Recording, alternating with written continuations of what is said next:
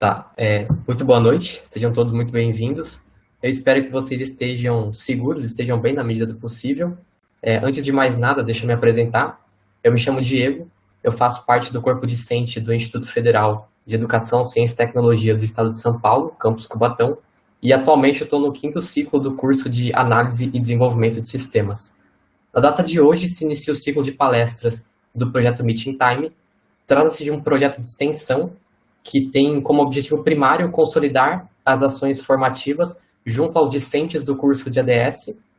As palestras, elas abordam temas que vêm de encontro com as necessidades da área de TI e são direcionadas tanto para a comunidade no geral quanto para os alunos do curso, e elas também auxiliam os próprios alunos numa formação profissional. A apresentação do palestrante será feita em seguida, após algumas palavras do diretor-geral Xerxes.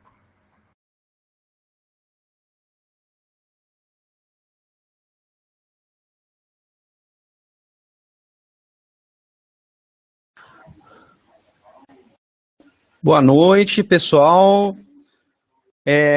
Com orgulho, né, que nós recebemos a primeira palestra, né, desse ciclo de palestras conectadas à área de TI, esse evento que nos traz tanto prazer, né, porque vemos os nossos alunos engajados em ações de extensão, em ações de pesquisa, né, vemos o Diego como mediador desse processo. Parabéns, Diego.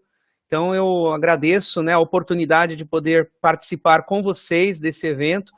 Né, parabenizo aqui os colegas da área de tecnologia, da área de informática, os colegas docentes, né, e aos alunos que estão, os estudantes que nos acompanham aí também.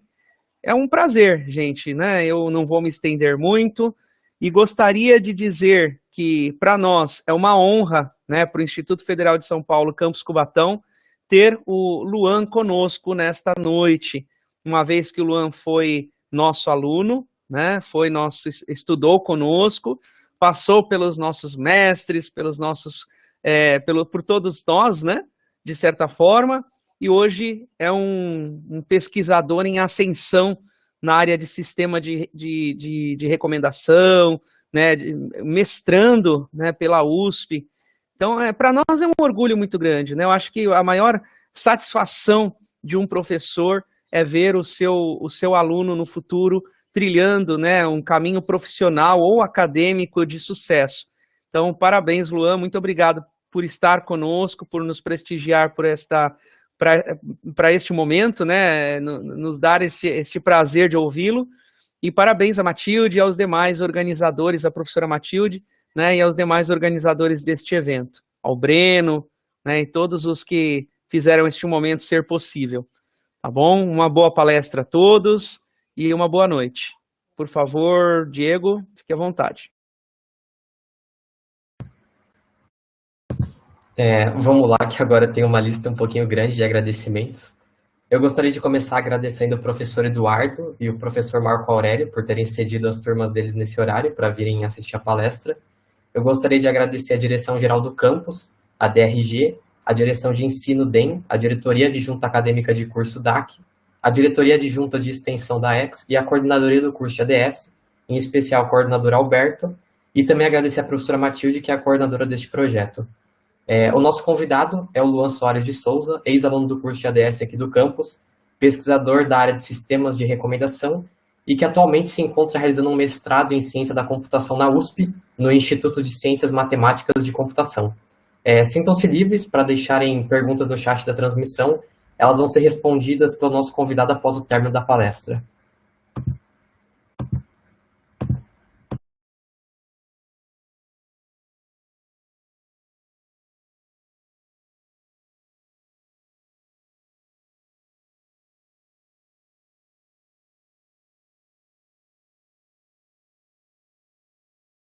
Boa noite, pessoal, tudo bem? Bom, como foi apresentado, me chamo Luan. Atualmente eu sou aluno de mestrado aqui de Ciências de Computação e Matemática Computacional, aqui no ICMC da USP, que é o Instituto de Ciências Matemáticas de Computação. E dentro do mestrado, eu estudo e atuo na parte de sistemas de recomendação, mais especificamente com a parte de explicações nessa área. Bom, na palestra de hoje, eu vou tentar falar um pouquinho sobre algumas perspectivas em TI. Ou seja, eu vou tentar dar algumas dicas para vocês, falar um pouco das possibilidades que vocês têm nessa área e das oportunidades que surgem a todo momento. Bom, mas antes de introduzir a isso, eu gostaria de primeiro falar um pouco sobre mim, sobre quem sou eu, quem é o Luan. Bom, como bem introduzido, né, eu fui aluno aqui do Instituto Federal, mas existe um caminho até essa decisão de entrar no Instituto. Eu cursei todo o meu ensino médio aqui nas escolas públicas de Cubatão, escolas estaduais da cidade aqui. E, bom, quando a gente entra no ensino médio, muitas vezes a gente tem alguma dúvida de qual curso escolher. Eu também tive essa dúvida no comecinho, então é uma coisa normal assim que acontece, muitas vezes a gente está ali no ensino médio, existem diversas oportunidades e a gente fica meio indeciso. Mas eu me recordo que, assim que eu entrei no ensino médio, eu tive a oportunidade de ter um contato com programação, através do meu pai. Ele começou a fazer um curso de técnico em informática, e ele deixava às vezes o computador livre, e eu meio que olhava, né, as coisas que ele estava desenvolvendo no curso. E aí eu comecei a ter um pouco de contato com programação, e eu peguei gosto. Durante o primeiro ano ainda do ensino médio, eu fui prestar um vestibular para entrar na ETEC.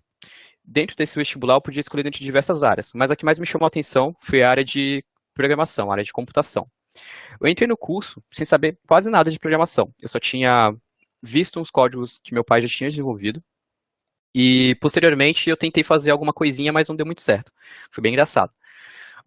Bom, e na ETEC foi muito interessante porque eu comecei a ter um contato mais a fundo com programação. No sentido de que eu comecei a conhecer algumas tecnologias, entender o que era um banco de dados, o que era uma aplicação, diversas coisas. Então, foi muito importante para depois, durante o final do ensino médio, eu tomar uma decisão de qual curso escolher.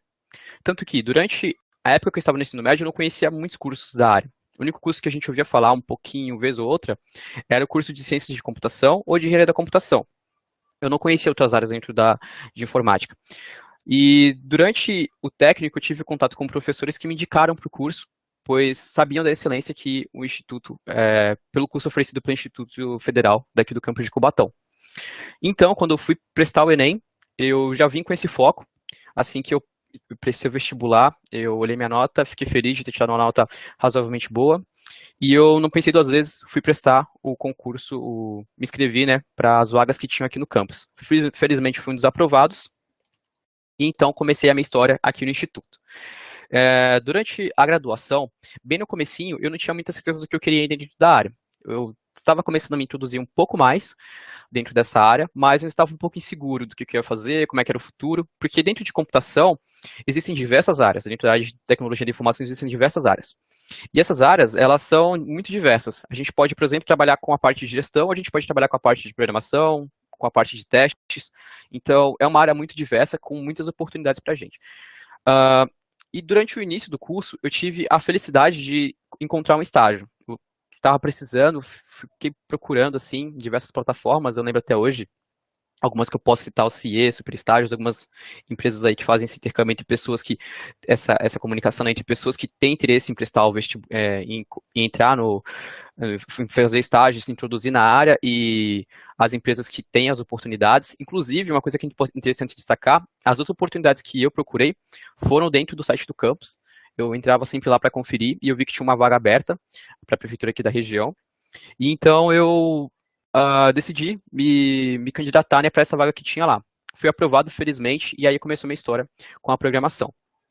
Bom, eu lembro que no começo desse estágio, assim, eu sempre tinha interesse de ficar olhando algumas coisinhas que eu via na internet, assim, na área de computação, né? Eu não tinha, como comentei, bem no comecinho, eu não tinha muita certeza do que eu queria fazer ainda. E aí eu lembro que durante o trajeto que eu fazia do trabalho até o instituto, eu, vez ou outra, procurava por notícias na área de tecnologia. E aí entra um pouco a parte de para onde meu caminho se direcionou. Porque eu comecei a procurar sobre a questão de ciência na parte de computação. Eu já gostava de ler, né? Isso foi uma coisa que me ajudou bastante. Então, sempre que eu lia, eu ficava curioso sobre algumas coisas. E aí eu sempre procurava um pouco mais.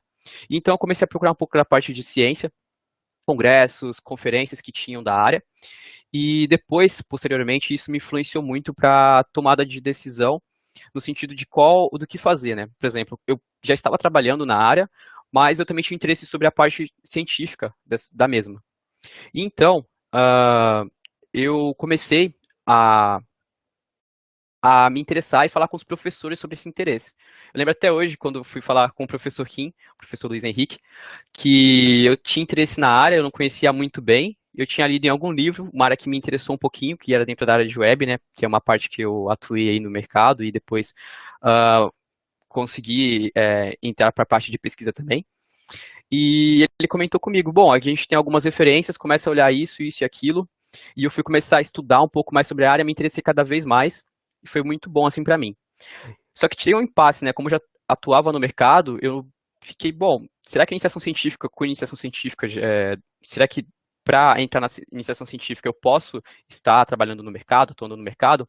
E o professor Kim me deu uma notícia muito animadora que foi, sim, você pode fazer uma iniciação científica voluntária. Para que ela serve?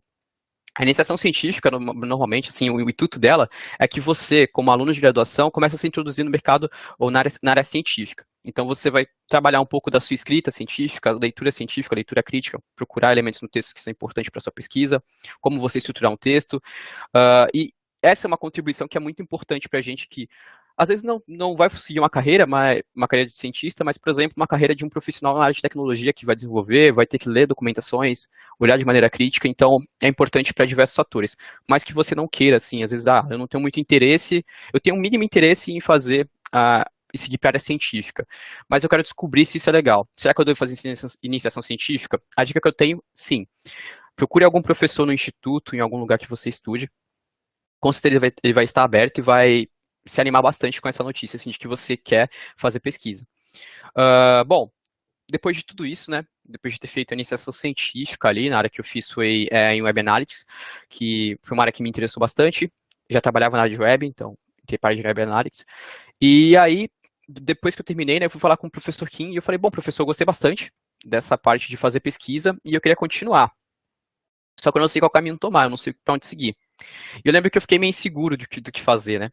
Aí ele comentou, bom, tem o vestibular aqui, o processo seletivo aqui lá na USP e em algumas outras universidades, e você pode se candidatar para elas. Para isso, você precisa fazer uma prova, aqui na área de computação a gente tem, que se chama pós-comp, para quem tem interesse em fazer um mestrado, um doutorado, mais para a parte acadêmica mesmo, o que eu indico é essa prova, porque ela meio que funciona de maneira parecida com o Enem. Você vai fazer uma prova ali com tudo que você estudou no seu curso, né? Vai te exigir a parte de tecnologias, que banco de dados, linguagem de programação, estrutura de dados, coisas que vocês veem aqui no curso. Parte de matemática também que a gente vê ali um pouquinho no começo do curso, matemática discreta, é muito interessante, estatística. Vocês exploram todas essas partes durante essa prova. Com o resultado, vocês podem escolher para qual instituição ir depois. Eu fiquei meio inseguro, porque eu não fui muito bem, mas o professor Kim e outros professores também me animaram assim para poder ir. Eu lembro até hoje, o professor Eduardo, o professor Kim aí, que estavam lá me incentivando, o professor Tuller também, a professora Matilde. Eu lembro muito bem desse momento assim, que eu estava muito indeciso no finalzinho do curso. Bom, o que faço? Será que eu me inscrevo? Será que eu não me inscrevo? E aí o professor pediu para me inscrever, e eu fui, assim, com medo ainda, né? Não acreditava que ia passar. E depois que eu me inscrevi e vi o resultado, eu lembro até hoje no dia, eu pulei de alegria, liguei pra minha mãe, contei pra todo mundo, foi muito bom. Depois que eu fui aprovado, ainda tinha mais um passo, que era o passo de qual área seguir. Como eu comentei, eu já trabalhava na parte web, então já tinha um certo interesse. Só que eu queria explorar um pouco de outras áreas. Então eu comecei a procurar professores ali do instituto, da instituição, na verdade, né, que trabalhavam com essa área de web, e eu encontrei dois que eram áreas que não tinham muito a ver com o que eu tinha em mente, assim, para o que eu queria fazer. Não porque eu não li, não gostei, é porque eu não conhecia mesmo. E aí eu lembro que eu fui começar a conversar com os professores e eles me deram algumas oportunidades. Você pode trabalhar com a parte de web semântica, você pode trabalhar com a parte de redes, você pode trabalhar com a parte de sistemas de recomendação. Quando eu vi esse nome, eu fiquei meio assustado.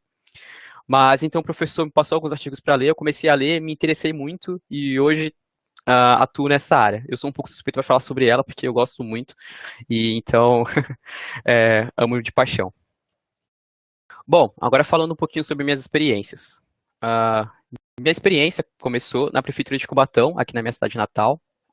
também aqui dentro da cidade onde se localiza o campus de Cubatão, né? E aí eu lembro que aqui eu comecei a trabalhar um pouquinho com web, um pouquinho com essa parte de banco de dados. E é interessante que durante esse estágio eu pude perceber o quão importante é a graduação e quão importante é as coisas que os professores passam. Por exemplo, uma matéria de gestão que eu sou uma pessoa que quer ser programador. Eu não quero atuar na parte de gestão, não quero atuar na parte de testes. Por que eu vou estudar essas coisas? Eu percebi que durante esse estágio essas áreas estavam todas ligadas. Eu tinha que falar com uma pessoa que era de gerência, eu tinha que falar com uma pessoa que fazia testes, eu tinha que falar com uma pessoa que era analista de negócios. Então, entender o papel de cada um é muito importante para a atuação do mercado.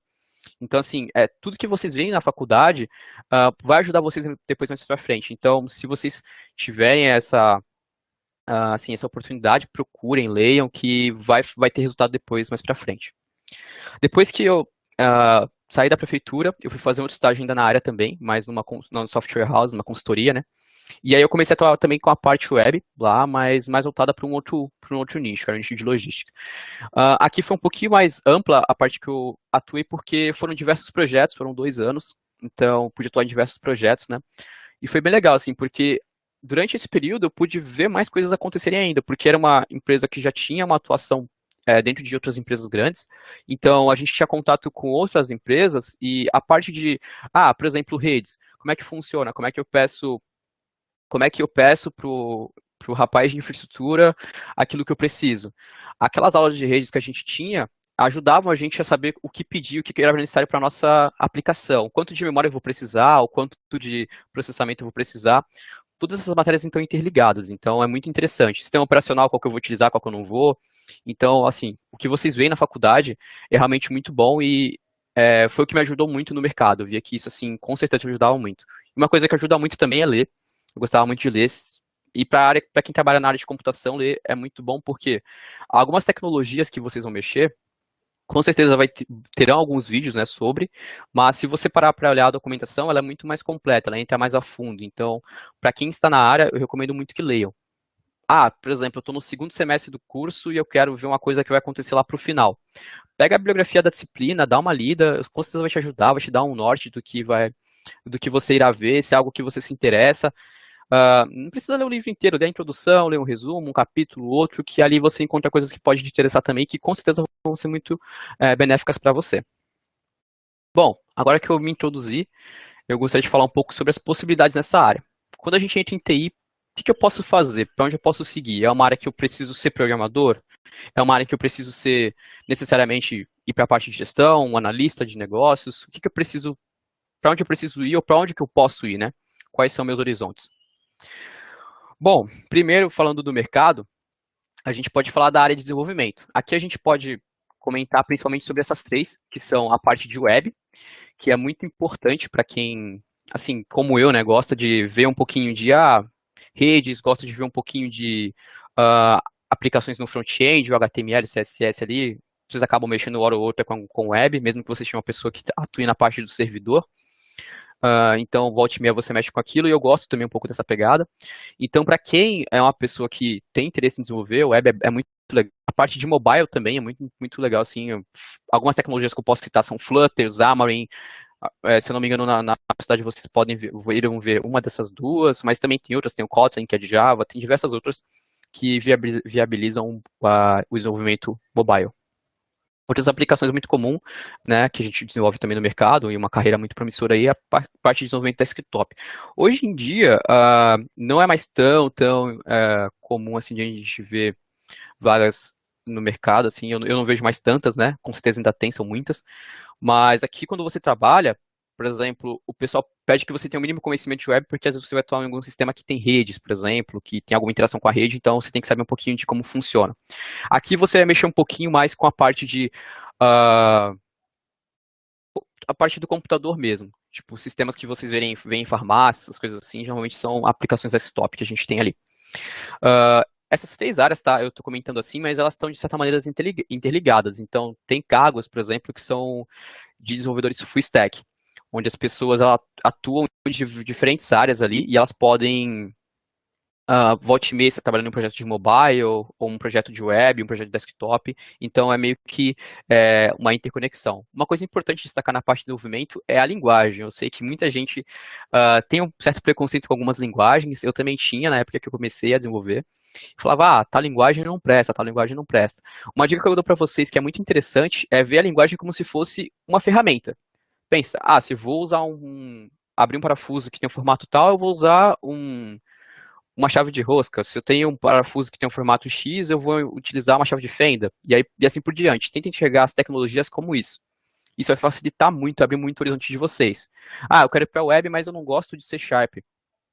Vai que lá você vai ver muitos conceitos que são interessantes para diversas linguagens, porque o que vai se manter para você, independente do que você está fazendo, são os conceitos.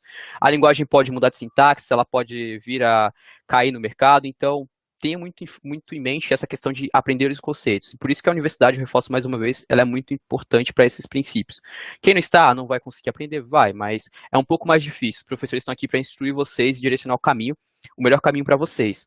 Então, aquelas coisas que vocês verem, por que eu vou usar um algoritmo, sei lá, por que eu vou usar uma lista, por que eu vou usar uma pilha? Quando vocês forem ver isso no dia a dia, é algo que vai fazer muita diferença em como você programa. Consequentemente, isso vai fazer diferença em quais áreas você pode atuar.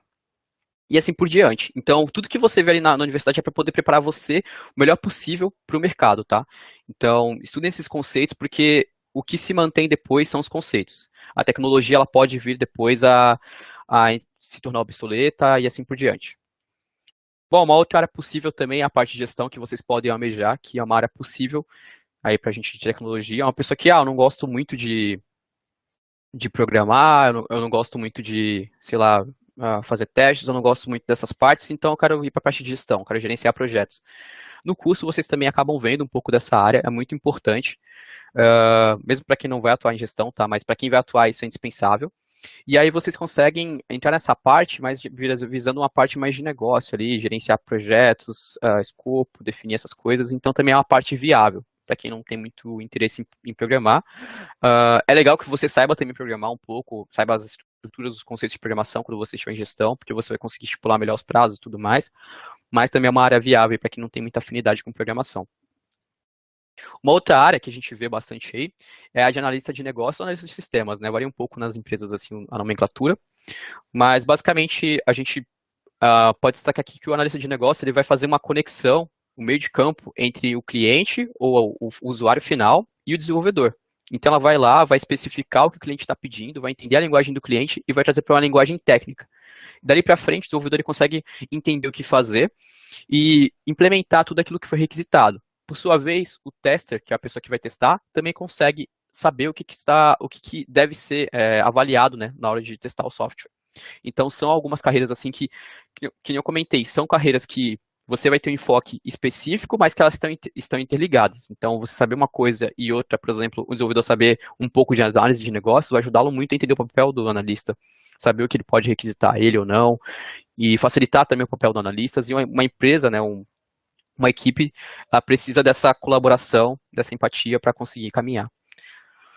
Bom, uma outra área que está muito, muito em alta aí é a parte de ciência de dados. Vocês devem ver aí já, hoje em dia, machine learning, deep learning, tudo mais.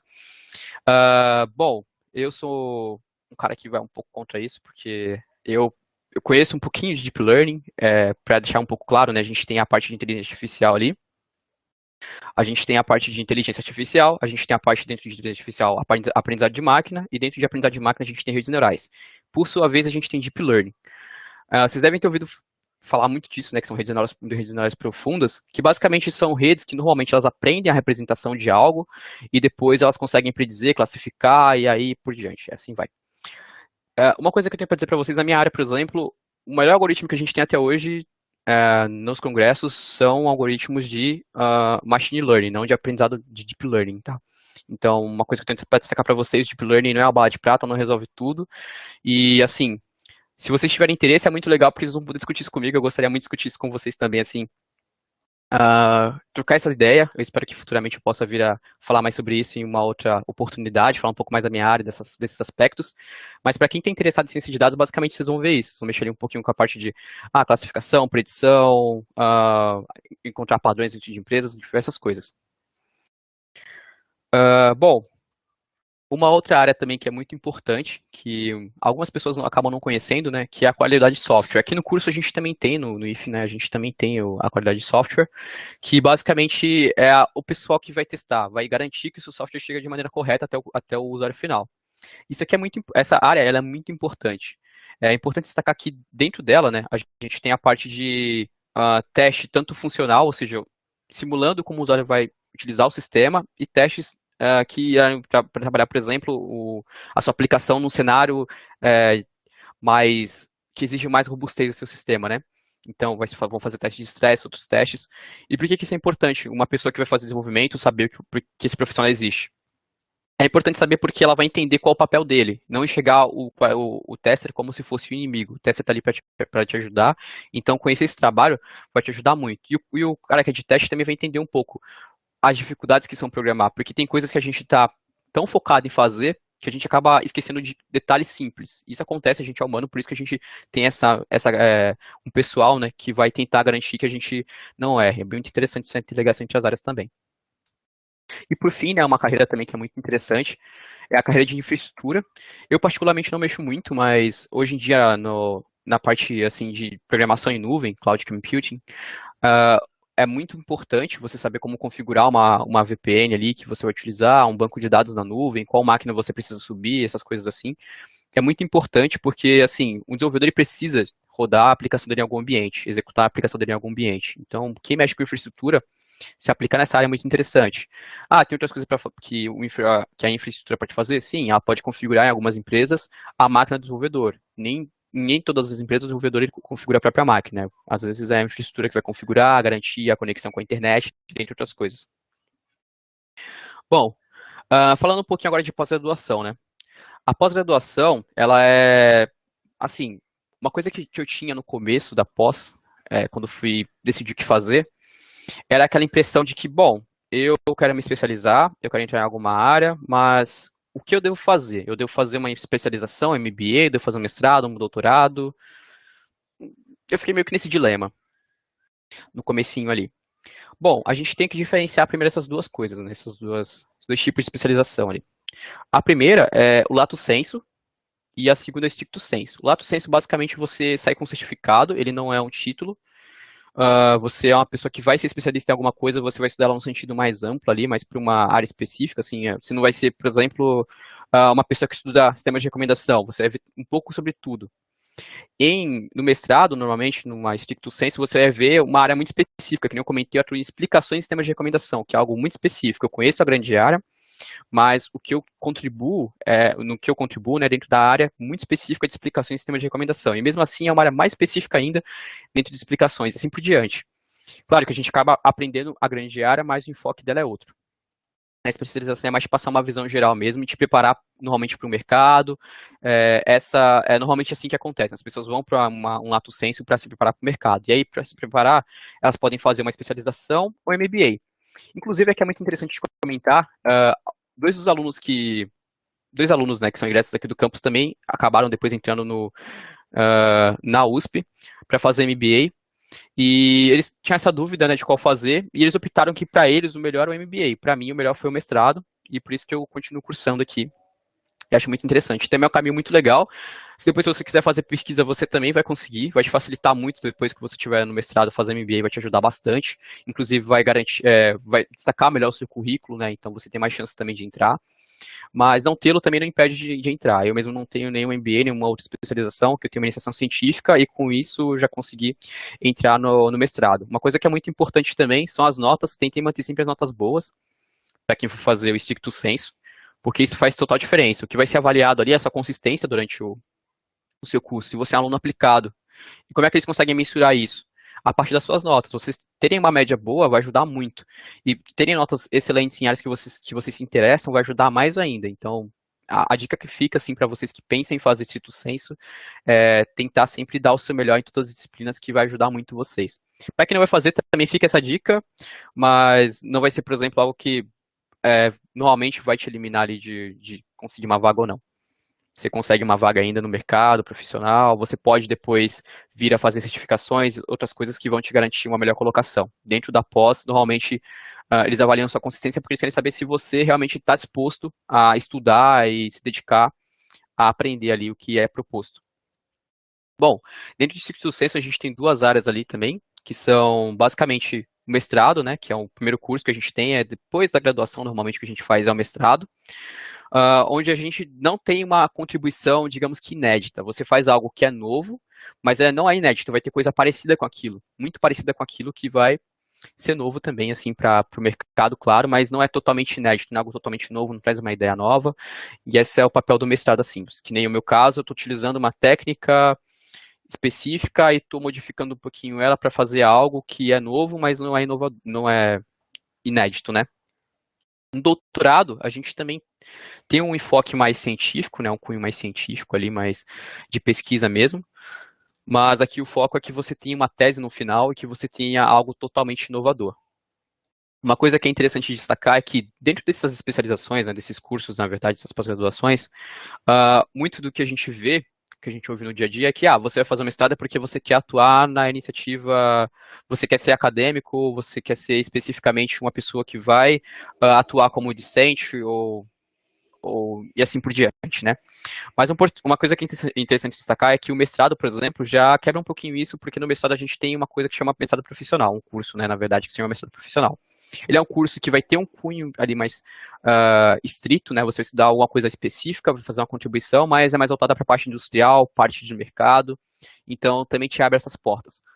E para quem não faz esse tipo de mestrado, né? Faz mestrado acadêmico também, muitas empresas hoje em dia já têm uma equipe de pesquisa. Por exemplo, se vocês entrarem na Netflix, vocês vão ver que tem o Netflix Research, Google Research, Microsoft Research. Então, eles pedem pessoas que têm normalmente essas pós-graduações, né? Tanto mestrado, doutorado. Então, também abre leques para você atuar na iniciativa privada, como que eu pretendo fazer.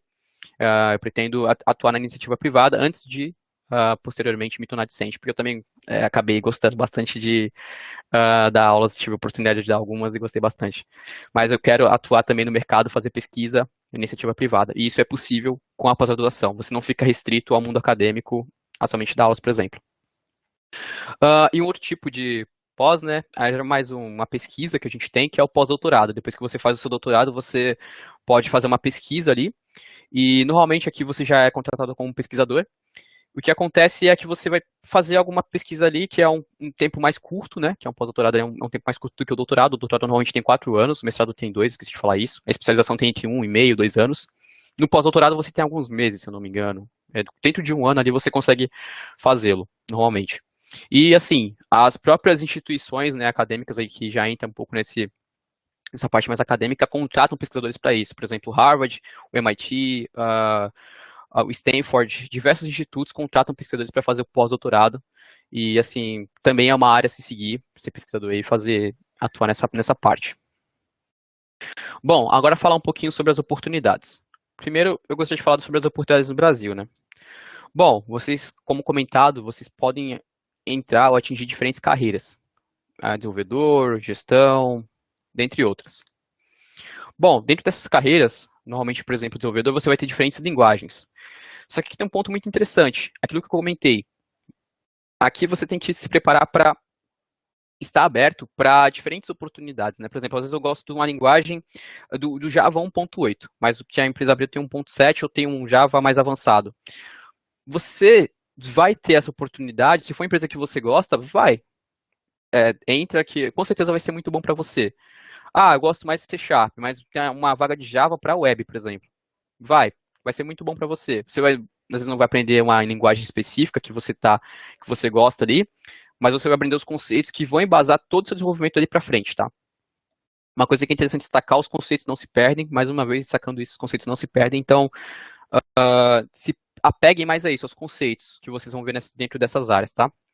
Então, não tenham preconceitos com linguagens, aproveitem as oportunidades que vocês têm. Por exemplo, eu quero trabalhar com web, mas eu sou um cara que gosta de Eu gosto de, sei lá, eu gosto de React, mas abre uma vaga de Angular e eu sei Angular, mas eu não quero trabalhar com Angular.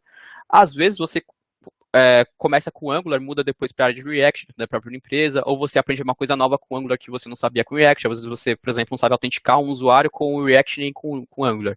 E aí você entrou com Angular, você aprende a autenticar um usuário ali, utilizando as APIs e tudo mais. Quando você for mexer com React, vai ser algo muito similar. Então, manter esse preconceito pode ser uma coisa que vai te impedir de crescer. Então, aproveite as oportunidades que apareçam sem medo. Uma outra coisa são diferentes áreas. Por exemplo, eu sou uma pessoa que gosta de back-end, vamos supor. E aí é só de uma vaga de front-end ali. Por que eu não vou entrar nela se é uma empresa que eu gosto e aquela oportunidade surgiu para mim? Uma linguagem que eu conheço, mas eu não quero entrar porque eu não gosto muito e eu não estou afim de me aventurar. Vão, se aventurem, vocês vão descobrir coisas novas que vai contribuir também para você que vai atuar depois no back-end. Você pode acabar entrando na empresa e depois mudar para uma outra área. Isso acontece muito, então aproveite essas oportunidades também. Bom, pós-graduação. Às vezes vocês têm uma vontade de fazer um stricto sensu, mas surgiu uma oportunidade de fazer um lato sensu. Pode ser algo que vai te contribuir muito. Com certeza vai contribuir muito para o seu perfil profissional e também vai te ajudar um pouquinho a entender um pouco melhor sobre aquela área que você quer especializar. Então, o lato sensu também pode te ajudar. Surgiu um stricto sensu e eu tenho muito interesse. Quero fazer. Depois eu quero atuar no mercado, mas faça, ele vai te ajudar também a você atuar. Hoje em dia as empresas estão pedindo também, algumas delas, né? Por exemplo, um exemplo que eu conheço é a Amazon, aí tem para desenvolvedor mesmo, alguns cargos, né? Eles já dão destaque para quem faz o mestrado, então, para quem tem doutorado, então, entrar nessa área também é muito importante. Mestrado, doutorado ou especialização, né? Então, também é um diferencial para vocês. Pesquisa, a gente pode falar de universidades, que nem eu comentei, um pós-doutorado e tudo mais. Institutos de pesquisa também. No Brasil, a gente tem o INPE, tem outros institutos que são grandes, eu não lembro de cabeça todos. Tem o INPE, tem o INPA, tem diversos institutos aí também que podem ser interessantes para vocês, tá? Para quem tiver interesse, assim. No Brasil, a gente tem institutos de qualidade. E dentro das empresas também, né? Por exemplo, uma empresa que tem, que nem eu comentei, a Netflix, a Amazon, que são as que eu mais conheço, assim. O Facebook tem, com certeza, o Google Research. Então, empresas grandes aí que tem essa parte de pesquisa. Bom, e fora do país? Para onde que eu posso ir, né? Fora do país, a gente tem uma coisa chamada intercâmbio estudantil. Um país que é muito aberto para estrangeiros é o Canadá. Então, para vocês que têm interesse em fazer, mesmo na graduação mesmo, eu não sabia disso, eu só vim descobrir depois. Tem muita oportunidade para quem vai fazer um intercâmbio, o Canadá oferece. Eu não lembro exatamente o site, deixa eu olhar aqui. Um deles é o Edu Canadá e tem um de Quebec também, eu não me lembro exatamente. Mas lá também tem oportunidade para quem vai estudar. Os países da Europa, eles são super abertos para brasileiros. Inclusive, no programa de mestrado deles, que é o Erasmus, para quem tiver interesse, o nome do programa é esse, é o Erasmus. Lá, eles têm um programa para quem é brasileiro, ou para quem é de qualquer lugar do mundo, na verdade, né, e fazer mestrado dentro de países da União Europeia. E um dado muito interessante é que a maior parte dos estudantes que vão fazer mestrado na Europa são brasileiros. E conseguem bolsas, tá? É isso que eu tô falando, são com bolsas. Os Estados Unidos também tem, eu não conheço muito, mas eu sei que tem também. Com certeza vocês devem ter ouvido falar de alguém aí que já foi para lá estudar e tudo mais. E também tem bolsa para você fazer intercâmbio, às vezes é um pago, mas dá para fazer também. Bom, oportunidade de pesquisa, como eu comentei. Bom, a gente tem a parte de processamento de imagens, que é muito forte. Eu não lembro exatamente qual país, mas tem também essa parte de pesquisa. Processamento de linguagem natural, que é uma parte que eu também trabalho um pouquinho ali. Tem bastante. Os Estados Unidos é muito forte, mas também a Itália, a Bélgica atuam muito nessa parte. Então, para quem tem interesse, é bem interessante, assim, de vocês pesquisarem, verem um pouco. E outras áreas também, tá? Essas aqui são as que eu destaquei porque são as que eu mais tenho contato no dia a dia. Mas existem vagas, por exemplo, para a área de, sei lá, engenharia, agronomia, biotecnologia, essas coisas assim. Tem muita coisa. Então, para quem tem interesse para esses países aí, é muito interessante. Bom, oportunidades de emprego. É muito interessante essa parte aqui, é muito engraçada, inclusive, porque eu lembro que essa semana eu estava lendo uma notícia, conversando com um colega, e ele comentou comigo que na Holanda o termo gambiarra ficou conhecido. A gente conseguiu exportar gambiarra para a Holanda. Porque lá tem tanto brasileiro que o pessoal já usa, né, na área como jargão técnico. O gambiarra lá é conhecida hoje em dia. Então, é sinal de que tem muito brasileiro indo para lá. Então, é um país que é super aberto para brasileiros, não só ele, muitos outros países da União Europeia inteira são super abertos para brasileiros, eu indico muito assim para quem tiver interesse, vai sem medo. É claro que vocês vão precisar de alguma particularidade, por exemplo, alguns países pedem inglês, outros pedem a língua nativa do país, como a França, a Espanha, mas nem todos são assim. Então, fiquem de olho nessas oportunidades que sempre aparecem aí. A Irlanda também tem bastante oportunidade, Canadá também tem muita vaga de emprego. A parte de jogos, inclusive, lá é muito forte, tá? Para quem tem interesse, lá eles estão sempre atentos nessa parte. Inclusive, no TDC, eles estavam com stand no TDC desse ano, acho que vai continuar ainda, para quem tiver interesse em pesquisar, se eu não me engano é gratuitas algumas das palestras, e vocês podem assistir. Uma delas era sobre essa parte do Canadá, de pesquisa em jogos, e eu super recomendo, assim, para quem tem interesse e tem vontade, vai que o futuro é seu. Bom, antes de eu passar para outra parte, só para deixar claro assim, algumas oportunidades que vocês teriam, que vocês têm, né, na verdade, teriam, não, que vocês têm dentro de outros países. Um que eu conheço é o Campus France, que é da parte de estudos de intercâmbio lá para a França, o ISNES, que é da Suíça, tem o Studien Belgium, que é da Bélgica, tem da Alemanha, tem o da Espanha, tem o no Ficneso, que é da Holanda, e tem o do Canadá, que foram alguns que eu citei aqui. Eu não acabei não colocando, eu fiquei com medo de não dar tempo de falar tudo, então para quem tiver interesse depois, pode mandar algum e-mail para mim, conversar comigo, ou até coloco nos comentários depois aí, depois que a live acabar, eu coloco esses dados aqui para você dar uma pesquisadinha. E é interessante falar que esses países normalmente têm algum convênio com o Brasil, por exemplo, o CNPq tem bolsa em conjunto com a Holanda, então metade, se eu não me engano, da bolsa é paga pelo CNPq, a outra metade pela Holanda. Bom, e como aumentar as oportunidades? Você falou disso, um monte de coisa, mas como é que eu consigo atingir elas? Como é que eu consigo aumentar meu leque de oportunidades? Bom, uma coisa que vai te ajudar com certeza é o inglês. Normalmente, assim, o que a gente fala, ouve, né, é o inglês fluente. Na verdade, você precisa saber se comunicar em inglês. Saber escrever, saber ouvir, saber falar. Você não precisa ser super fluente, porque o seu conhecimento ali já é valioso. A parte de tecnologia, de informação já é valiosa. Então, o seu inglês tem que ser necessário para você conseguir se comunicar bem. Uma outra coisa também, para quem tem interesse de ficar no Brasil, por algum gosto pessoal, também tem carreiras muito boas aqui, como comentei anteriormente. O inglês vai te ajudar no sentido de você ler as documentações, porque muitos dos projetos são internacionais e as línguas que eles colocam lá são em inglês. Aqui no IF a gente tem as aulas de inglês técnico que ajudam bastante. Eu lembro que quando eu fui fazer o vestibular lá da Universidade de São Paulo, eu utilizei o inglês que eu estudei aqui para conseguir passar no teste de proficiência de línguas. Então me ajudou bastante. E assim, o que vocês precisam é basicamente isso, conseguir entender o sentido de um texto, conseguir absorver a ideia principal, conseguir entender o que um programa está fazendo, o que uma documentação faz e tudo mais. Então eu indico bastante para vocês. Uma outra coisa que aumenta muito a oportunidade é a participação em comunidades, não só comunidades, congressos também. Como comentei anteriormente, congresso, conferência, vocês vão conhecer muitas pessoas, que o pessoal comenta que é o networking que a gente tem. Então, é muito importante vocês terem essa comunicação com outros profissionais, né, da área e pessoas que são interessadas nessa área. Um que eu posso citar aqui da região é o Baixada Nerd, que é uma comunidade que volta e meia vem aqui ao campus também, fala de algumas oportunidades tanto de emprego quanto de área, discutir alguns conceitos novos. Assim, eles estão sempre super atualizados, então super recomendo. A gente também tem o que é a Caiçara, que é aqui da região, que são pessoas que trabalham com a parte de testes, com a parte de qualidade de software. Também fica uma indicação para vocês que são aqui da região ou de outras regiões também. É uma comunidade super aberta e que são comunidades super abertas, né? E que vocês conseguem aí se comunicar por WhatsApp, redes sociais, é muito legal. Um outro que eu conheço pessoalmente, o pessoal, é o Python 013. E o Santos Hacker Club também, que tem um espacinho ali em Santos, que o pessoal volta e meia vai lá fazer algum experimento, brincar com alguma coisinha. É bem interessante. Então, para quem tem quer aumentar o leque de oportunidades, conversar com o pessoal da área, conhecer mais sobre a área, isso aqui vai te ajudar bastante. Então, super indico.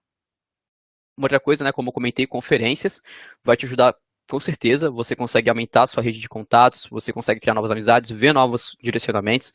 Então, é indispensável para quem tem interesse aí em progredir e aumentar suas oportunidades na área. A leitura também ela te ajuda muito, como eu comentei, ler livros, conseguir pegar as coisas ali em primeira mão, né? Pegar as informações em primeira mão. Ler vai te ajudar com isso, porque normalmente quando lança alguma tecnologia, vem uma documentação junto. Essa documentação é em formato textual. Então, conseguir gostar de ler é uma coisa muito interessante que vai te ajudar bastante.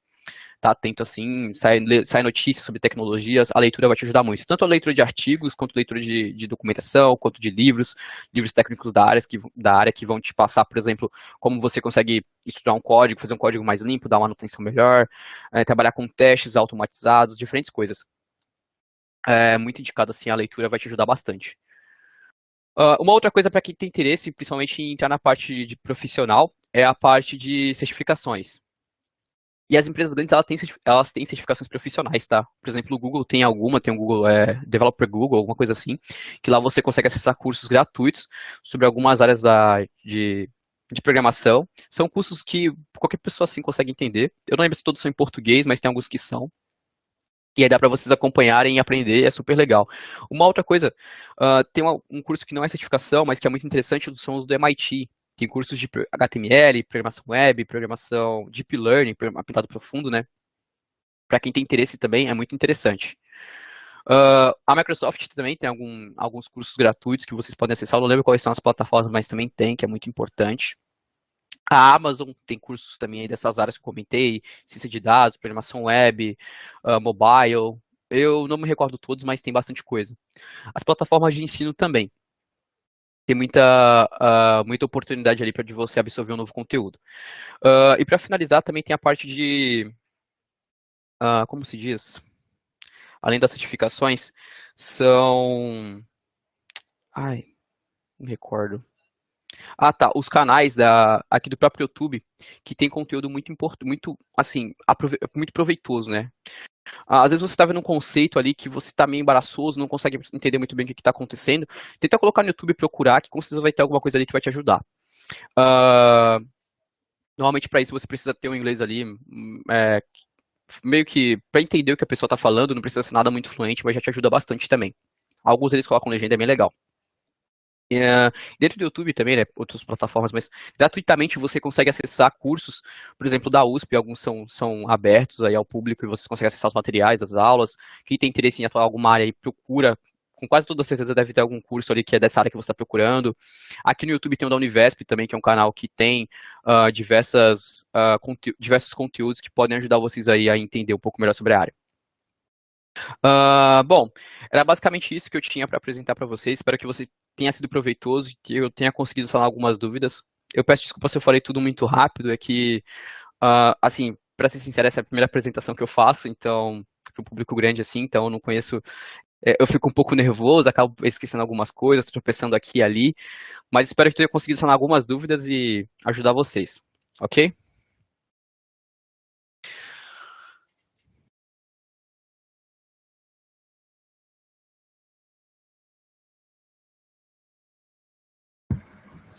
Bom, acho que a gente pode entrar na parte das perguntas e respostas agora, né?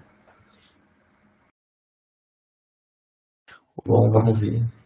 Ó, a primeira, a Renata Justiniano Novaes perguntou: quais linguagens que são mais usadas em desenvolvimento mobile? Mobile que eu vejo, assim, utilizar bastante atualmente é o React Native. Na verdade, isso é um framework, né, uma biblioteca. Ele é feito com TypeScript. É o TypeScript que o pessoal utiliza, mas também tem o Flutter, tem mercado para Xamarin, Kotlin também está muito presente em diversas regiões. Para quem tem interesse em iOS, tem o Swift. Por exemplo, precisa de algo mais específico, tem o Swift. Então, essas são as tecnologias que eu mais ouvi falar. Não, tem outras também, mas não são tão comentadas dentro da área. Uhum. A Renata também continua aqui e ela pergunta se dá para trabalhar na área de jogos através do desenvolvimento mobile.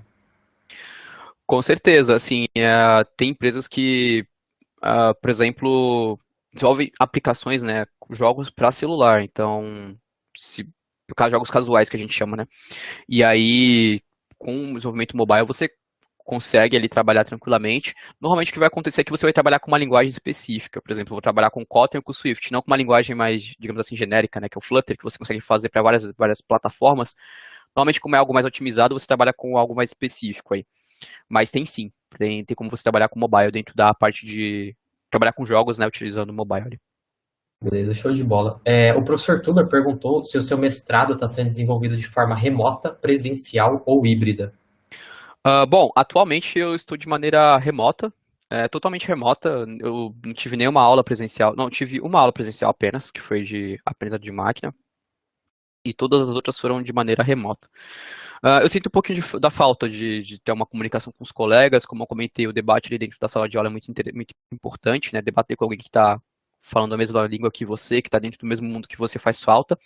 Mas deu para se adaptar legal assim, aproveitar dentro do possível ao máximo. E tá sendo muito legal, assim, tá sendo muito interessante. Já estou na parte de mais fazer a pesquisa, de escrever a dissertação do que fazer as disciplinas. Então essa distância hoje em dia não faz mais tanta falta assim para mim estar presente lá.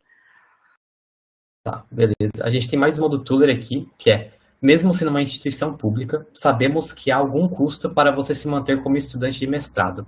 Você fez algum planejamento financeiro para dar esse passo em sua carreira? Este pode ser um tema relevante para os colegas se planejarem.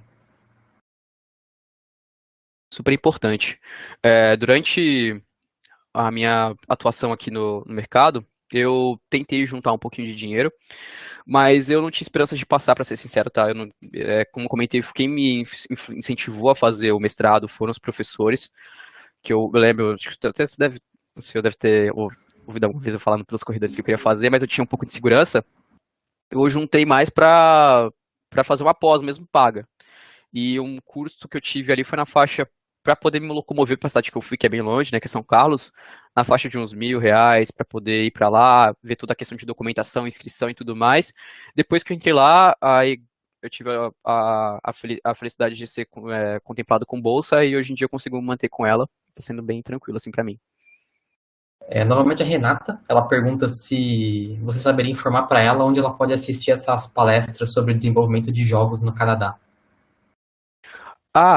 Eu não me recordo muito bem onde eles colocam isso, mas tem no site do Quebec, é Talent Montreal, não sei como é que é a pronúncia correta, mas é nessa parte de Quebec que eles comentam bastante sobre essas oportunidades nas áreas, né? E eles comentam que lá os jogos são muito importantes, assim, para quem tem interesse, olhar um pouquinho essa parte procurar um pouquinho sobre a parte de tecnologia lá em Quebec, recomendo bastante.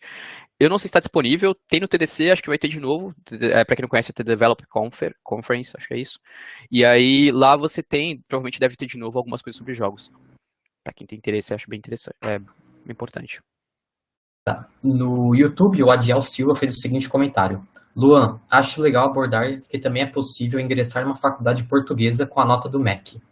Verdade. Se eu não me engano, as universidades portuguesas também, elas aceitam o pós-comp, eu não tenho certeza. Eu sei que alguns outros países aceitam, acho que o Peru aceita, se eu não me engano, mas com pós-comp também você consegue ingressar lá.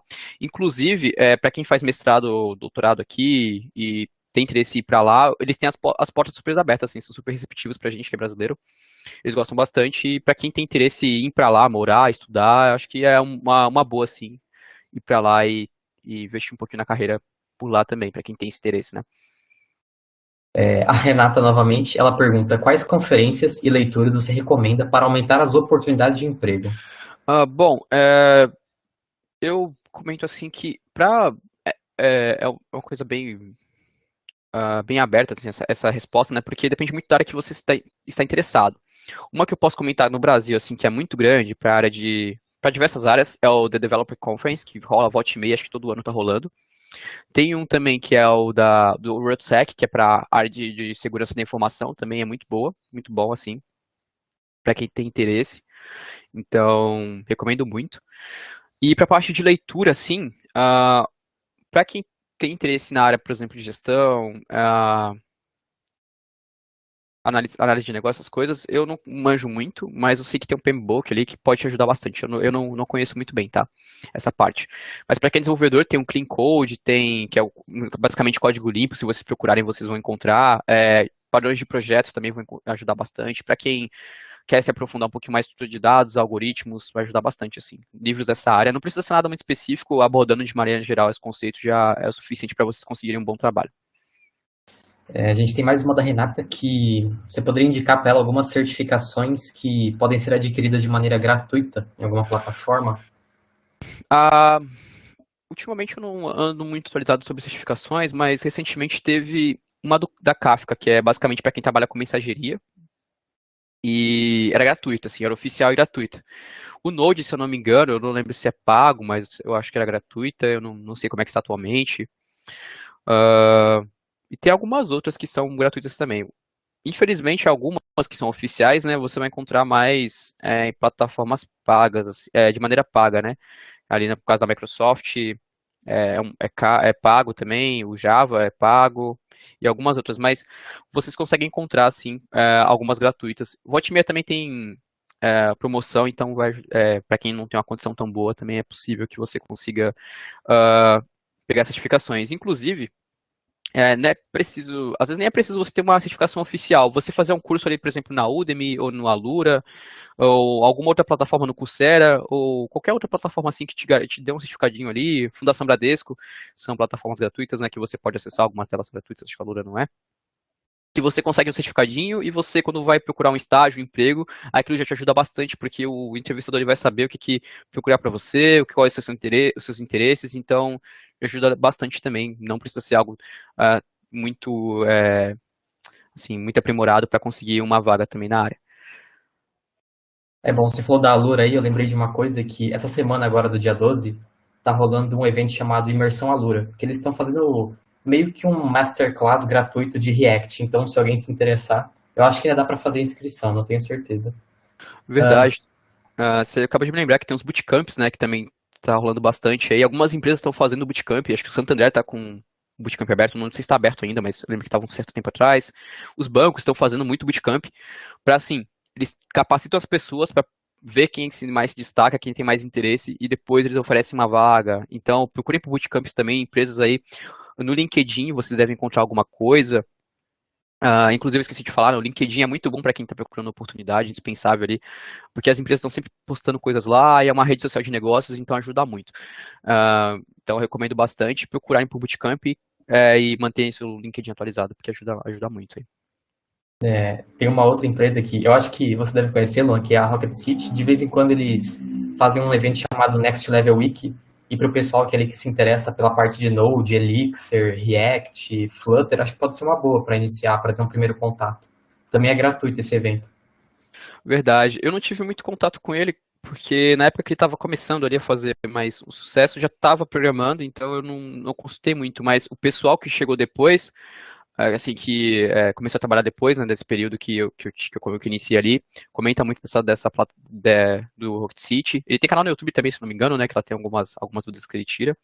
Então também é muito bom, assim, eu vejo que o pessoal tem uma carga bem completa de lá também, ajuda bastante. Sim, sim. Seguindo com as perguntas do YouTube, a gente tem a do Fabrício Guimarães, que pergunta com quanto tempo de faculdade você conseguiu um estágio?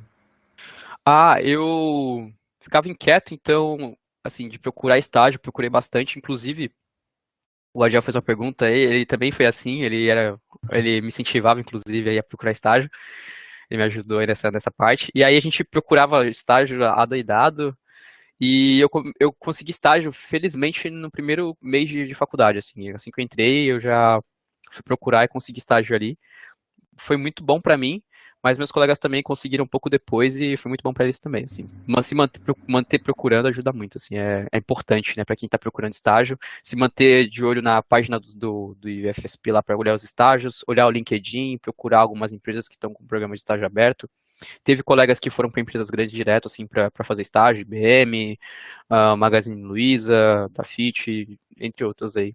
Daqui do Instituto, todos esses, tá? É bem interessante. Bom, mais uma do YouTube, que é do João Paulo. Ele pergunta qual a diferença entre MBA e mestrado. Bom, o MBA ele tem um cunho mais de especialização, né? Assim, você vai estudar algo mais amplo. O MBA ele é mais voltado para a parte de negócios. Aí você vai, por exemplo, MBA em gestão de projetos. Você vai ver um pouquinho ali de gestão, um pouquinho de negócios, você vai conseguir casar esses dois. No mestrado, o enfoque é mais para a parte de pesquisa.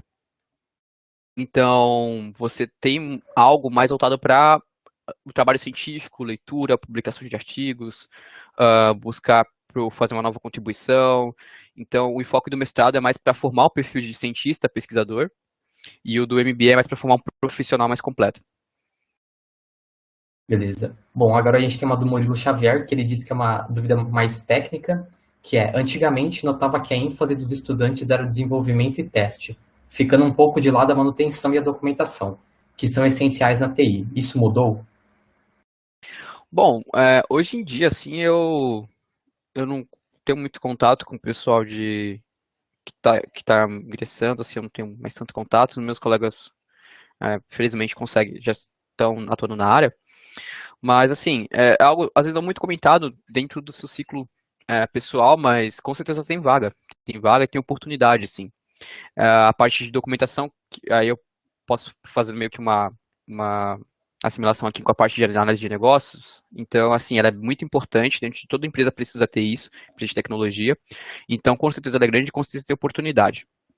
A parte de manutenção, também. Às vezes você vai atuar, por exemplo, tem um aluno, um ex-aluno aqui que eu acho que ele trabalhou numa época na HP, algo assim, e aí ele mexia com a parte de infraestrutura, de manutenção, eu não lembro muito bem qual área específica, assim, mas ele mexia com essa parte de infraestrutura, não lembro se era servidor, se era computador normal, não lembro muito bem, mas também tem mercado para isso. Bom, tem mais uma aqui do professor Tuller que é: Luan, se possível, também comente um pouco sobre a sua trilha de estudos em inglês. Você frequentou cursos, foi apenas o acadêmico ou usou outros recursos? Ah, verdade, eu acabei esquecendo de comentar. Eu não tive inglês, assim, no ensino médio fundamental, eu tive, na verdade, mas foi bem pouco. Infelizmente, não era muito aplicado no inglês naquela época. E aí, quando eu entrei na universidade aqui na Federal, eu fiz o curso ali que é o inglês técnico, que a gente tem um I2, e depois eu também fiz um aqui na Federal ainda, que era para escrita e leitura, que me ajudou depois na hora de entrar no mestrado. Mas hoje em dia eu faço curso, porque eu não tenho inglês bom, eu não sou fluente em inglês, como eu comentei, eu consigo me comunicar, mas eu quero ter uma fluência, mas é mais para algo pessoal, assim. Então, fazer curso ajuda bastante, mas tem bastante coisa no YouTube, tá? Assim, uma coisa que é bem legal, porque às vezes eu tô fazendo meu curso ali, eu não sei muito bem a pronúncia, eu vou no YouTube, encontro alguém falando ali, e a pessoa explica super bem também. Eu faço mais porque ali já tem tudo pronto, então pra mim é mais fácil, mas se você for procurar no YouTube, com certeza tem conteúdos muito bons de inglês, assim, pra quem tem interesse, né?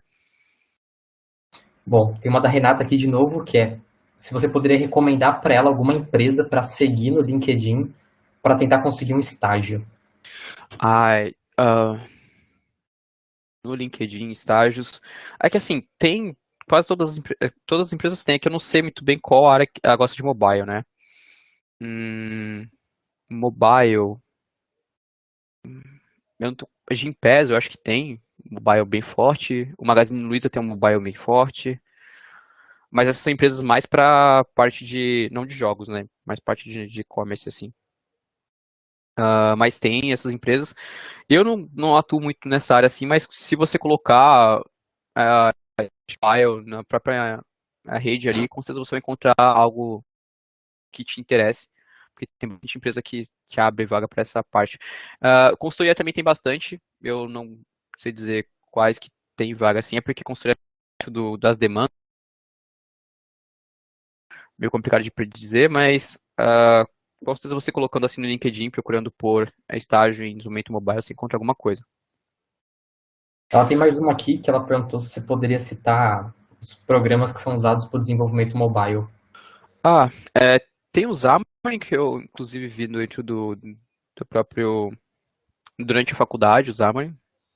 Tem o Kotlin, eu nunca programei nele, mas eu acho que o Eclipse tem alguma coisa ali que já ajuda. Tem o Android Studio, né, para quem tem interesse em mexer com desenvolvimento mobile para Android, né. Eu acho que ele também tem bastante coisa, inclusive o Kotlin, eu acho que o pessoal desenvolve nele, não no Eclipse normalmente. Ah, e tem o Flutter, o pessoal normalmente utiliza editor de texto. Utiliza, por exemplo, o Studio, Code, utiliza Sublime e outros editores, mas normalmente com Flutter é mais editor. Sim, sim. Agora uma dúvida minha. Você, na sua visão de mundo, assim, você percebeu alguma mudança ou algum impacto notável devido à pandemia na área de TI, no geral? Uma coisa que eu percebi muito foi a quantidade de oportunidades, elas cresceram muito. Então, o mercado ele se mostrou também mais flexível, porque tinha empresas antigamente que te requisitavam meio que requisitavam mesmo, né, que você estivesse ali em loco, que você estivesse dentro da organização para conseguir trabalhar. Hoje em dia, as empresas já conseguem ver que é viável as empresas ficarem em casa, ou os funcionários ficarem em casa, né, em algumas funções, que não vai ter prejuízos ou grandes prejuízos dentro do seu desenvolvimento. Às vezes até é melhor, né? Tem algumas empresas que comentam que é melhor. Então, ela não tem gastos com locomoção e tudo mais, então acaba sendo mais interessante. E o que eu comentei de vagas, muita gente começou a abrir empresa virtual, loja virtual, muitas empresas começaram a abrir negócios para o ramo virtual e acabam precisando de desenvolvedores. Então, tem empresas que estão desesperadas mesmo por desenvolvedor.